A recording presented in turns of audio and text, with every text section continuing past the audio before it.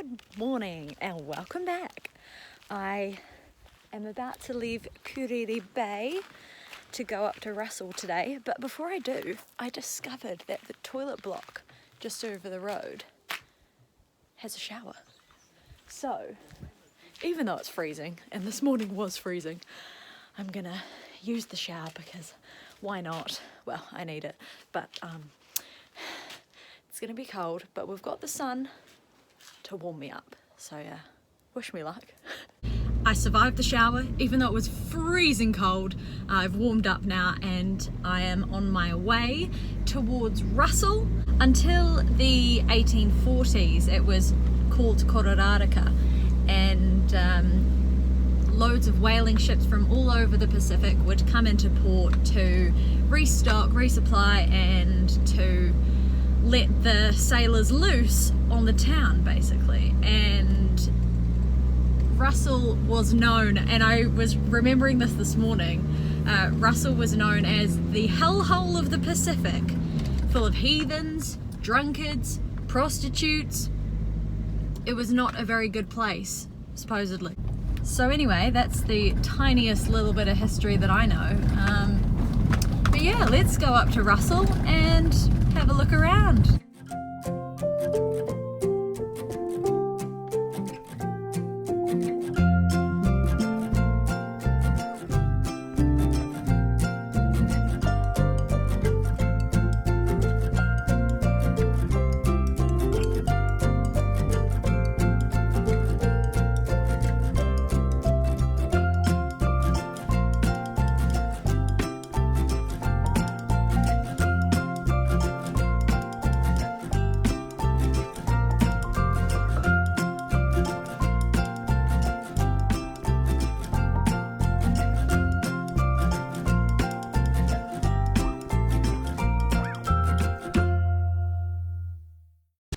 Behind me, this is the Duke of Marlborough Hotel, and it started its life in 1827 by a guy called Johnny, who was an ex-convict who turned good, and he bought the site.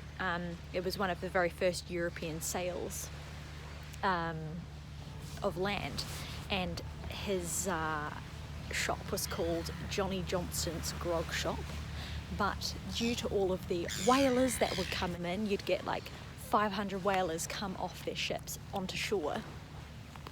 He wanted to bring a little bit of respect to his establishment, so he called it the Duke of Marlborough Hotel, because at the time the Duke of Marlborough was the richest man in the world. So yeah, that is the history of the Duke of Marlborough Hotel. I think it was also the oldest, the first place to ever get a license to sell alcohol, I think. But anyway, there we go. Right next to the Duke of Marlborough Hotel is this massive tree. It's called a Moreton Bay fig tree, and it was planted here in 1870.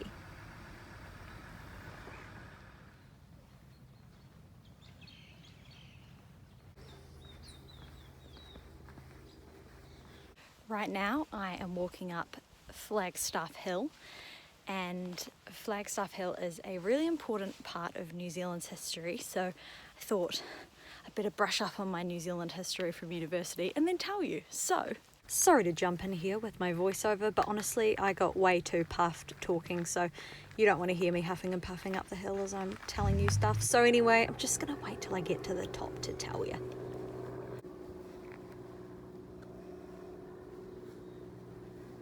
So, Honeheke, the chief of Ngāpuhi, who was the first chief to sign the Treaty of Waitangi, Te Tiriti o Waitangi, gifted a flagstaff to someone Busby, forgotten his name, but anyway, gifted him the flagstaff so that it could be flown at Waitangi with the flag of the United Tribes of New Zealand. 11 years later, however, the British governor, or the British, whoever was in charge, the Europeans, the English, they decided, let's move the flagstaff to here, to Russell, to Kororareka, to this hill. And instead of flying the United Tribes of New Zealand flag, we're going to fly the British flag, the Union Jack. This was highly offensive to Honeheke, and it also was a signal that the British were in charge, even though under the Treaty of Waitangi it's meant to be an equal partnership. Māori are meant to retain their rights and their lands and everything. So Hone Heke decided he's going to come up here and chop down the flagstaff. So he did, came up with some men, chopped it down. Governor at the time decided, right, need to protect this flagstaff. So erected a new flagstaff and brought over 200 soldiers from New South Wales to protect it. So they came up here, up this hill, and protected the flagstaff. However, they didn't learn because Hone Heke yet again came up, chopped down the new flagstaff. Again, the British didn't learn. They put up another flagstaff again, and Hone Heke once again came and chopped it down. The British almost learnt their lesson because they erected the flagstaff again. However, they put some iron around the bottom so it couldn't get chopped down. But Hone Heke was too good, and he also chopped it down again. So that was 4 times the flagstaff got chopped down. So yeah, that's a little bit of history of New Zealand. Over, where is it? Waitangi, talking of Waitangi earlier, Waitangi is just across the bay there. Russell is just down here as well, the hellhole of the Pacific.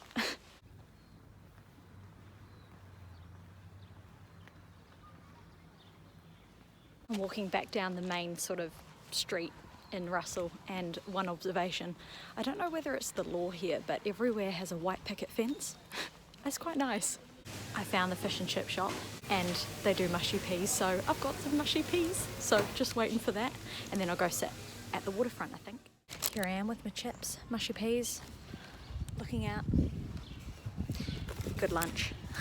The time is now 2 o'clock and I am on my way to the ferry terminal to get the ferry across the harbour to, I've forgotten where it is,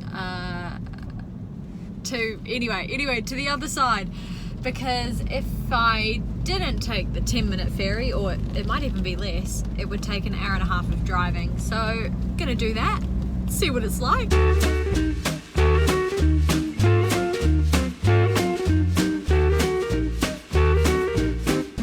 I was just having a chat to the 2 women in front of me, and yeah, basically you just drive on and pay. So let's go.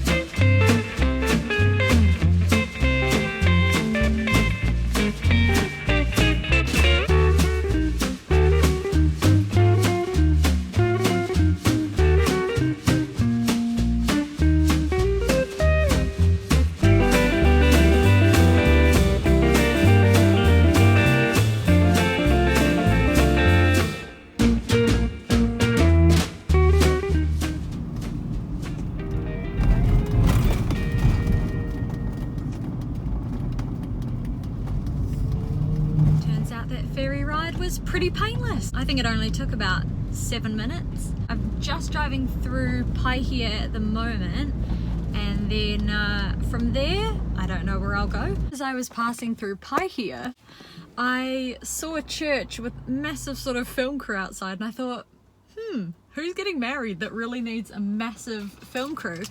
But I stopped, went over, and turned out it was an ad for Michael Hill. So did a little bit of videoing, so you can have a little look at that.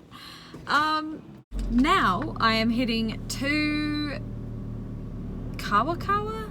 No, where am I going? Somewhere. I've made it to Kawakawa. I was right earlier when I said Kawakawa. Anyway, this is the Huntavasa Museum Memorial Park thing, and I've just parked behind, so I'm gonna stay here tonight, and I guess that concludes today, so see you tomorrow.